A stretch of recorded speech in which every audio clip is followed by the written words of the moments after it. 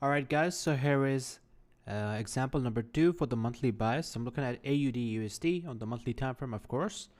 So now how do you manually identify highs and lows? So a high and a low is a pattern of 3 candles. Okay, the first candle is like this, the second candle is the highest, and the third candle is lower than the second candle. So the second candle has to be the highest. So you can see we have a wick here, and wick here.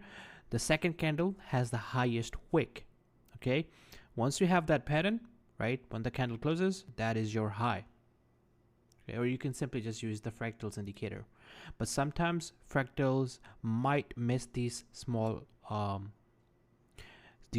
highs and lows, so you must know what is a high and a low.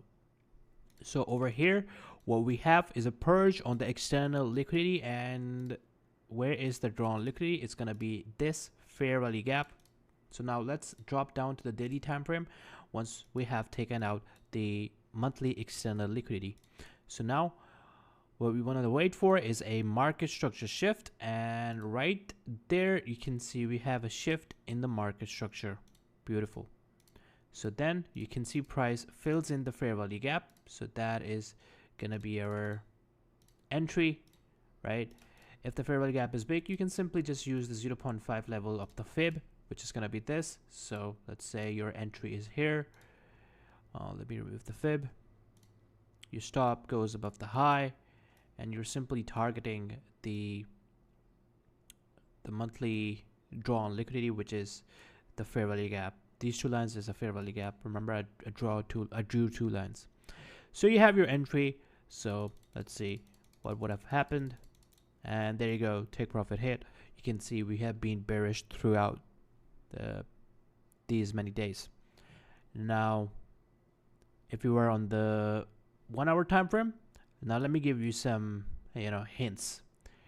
You could have taken your entry somewhere around here, maybe here, if it took out some high or low, but we're going to talk about that later. Just don't want to confuse you guys. You can use this as a bread and butter model.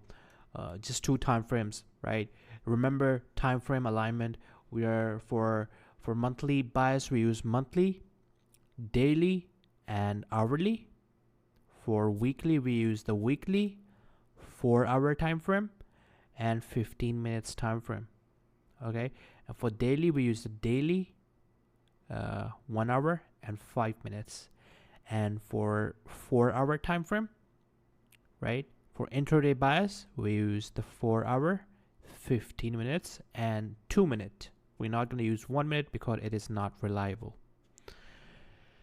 So price gives us a market structure shift, fair value gap, boom, right there. Let me give you guys an example for the weekly bias now.